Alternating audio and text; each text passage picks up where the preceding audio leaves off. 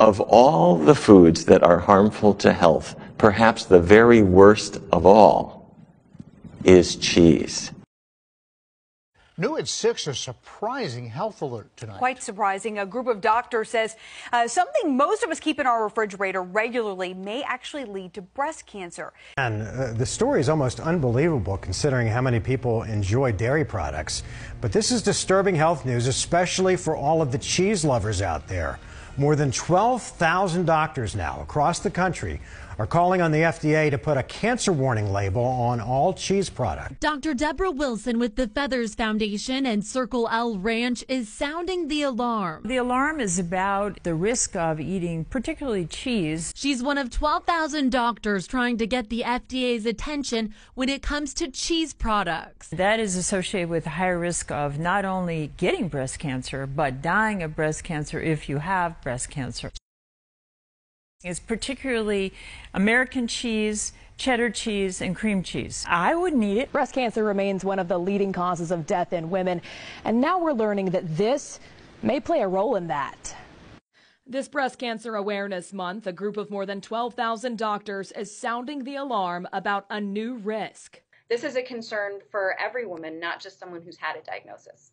That concern, cheese. Doctors say the high-fat dairy product contains high levels of estrogen, which research shows can lead to increased risk of both diagnosis and death from breast cancer. One study showing women who consumed the most cheese had a 53% higher risk of getting the disease. That's why the Physicians Committee for Responsible Medicine is urging the FDA to put cancer warning labels like this on cheese. There's enough evidence here to ask or suggest that women should go ahead and pass on the cheese. The committee issued this petition to the FDA on October 3rd. No response so far, though it has generally opposed adding warning labels to foods and drinks. Crosby, however, is optimistic about the plea, hoping it will require manufacturers to do more to promote breast cancer awareness than just slap a pink ribbon on products. Which makes it look like these foods might be beneficial for breast cancer, or at the very least not harmful, when really it appears that the opposite is true. It just sends my blood pressure up a little bit. Cheese is very high in calories. It's very high in fat, 70% fat, 70.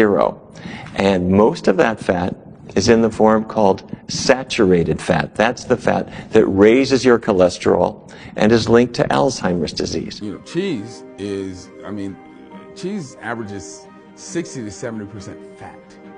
When you take, 2 gallons of milk and concentrate it down to a pound of cheese, you got all of those morphine-like reward compounds concentrated in that cheese.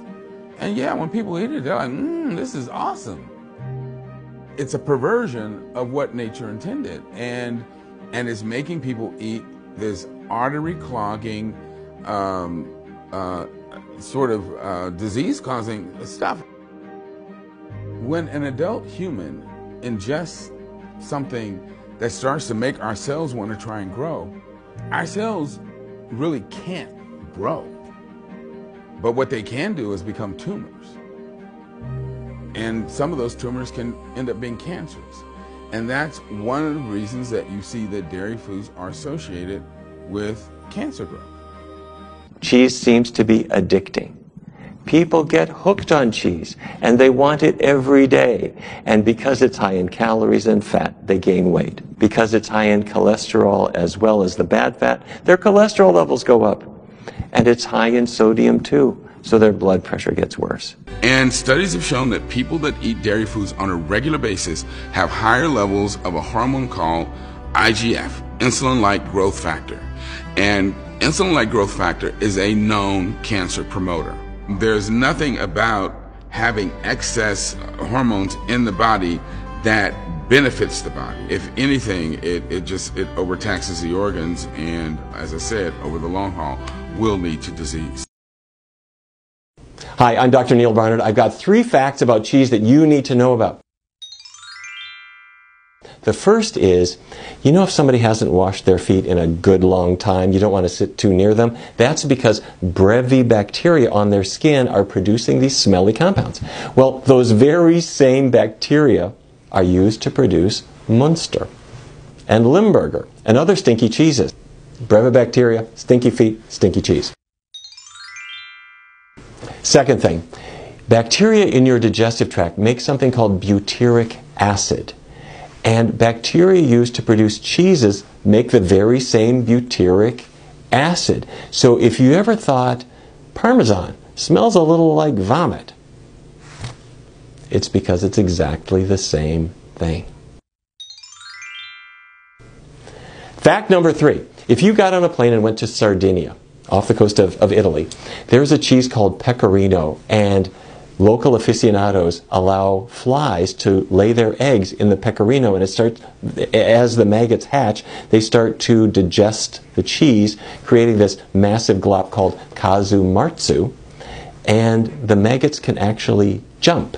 So you spread it very quickly on some flatbread, and you put a card under your nose as you shove the casu marzu into your mouth, hoping not to get struck by a leaping maggot. Pretty, isn't it? The dietary guidelines need to be changed so that the dairy recommendation is removed entirely. As I said, dairy is not a food, it's a material.